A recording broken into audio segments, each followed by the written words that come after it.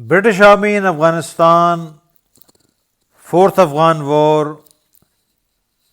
This book is about British Army in Afghanistan, a brief book. If you read British accounts, lengthy, complicated, hair splitting, and trying to lead the readers astray. Now, this is a very simple, straightforward account of the British Army in Afghanistan as I personally saw it right from its deployment till about 2022.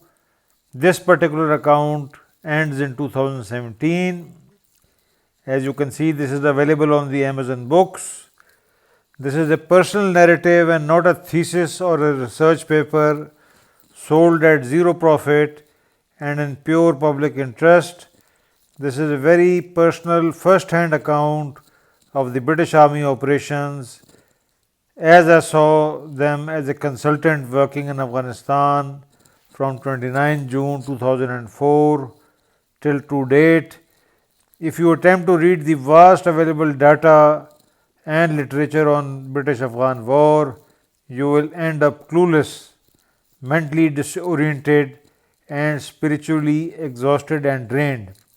This is so because most writers have a vested agenda or have not seen things directly.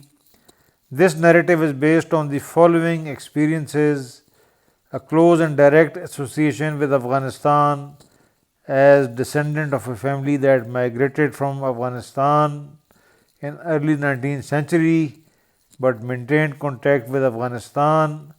My grandfather's brother served as a doctor with the Afghan royal family from 1929 to 1945.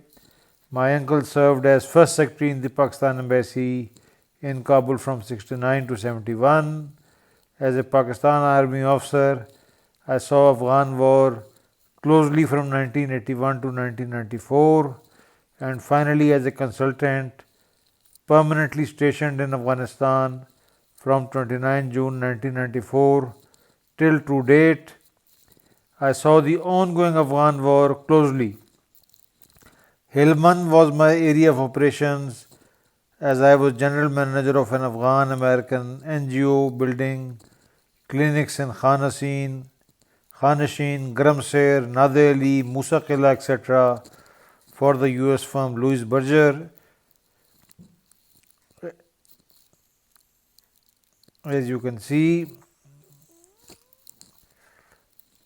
I also did the 18-kilometer survey of road from Nade Ali to Camp Bastion in 2006 and closely saw the British troops at Camp Bastion and in Helmand in the initial stages.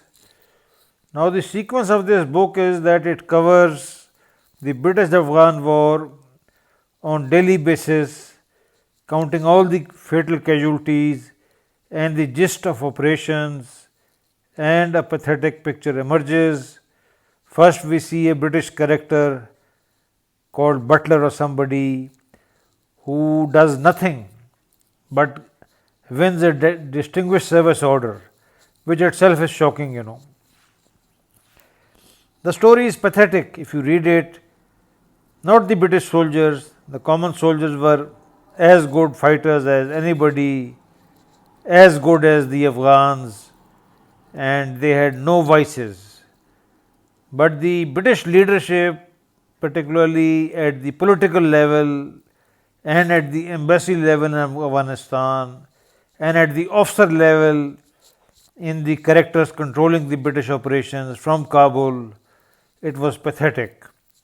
So, this is a short summary, easily readable, simple version, nothing complicated, and it is a very, very sad account how a great army of a once great power was mishandled and poorly handled and employed in the Fourth Afghan War.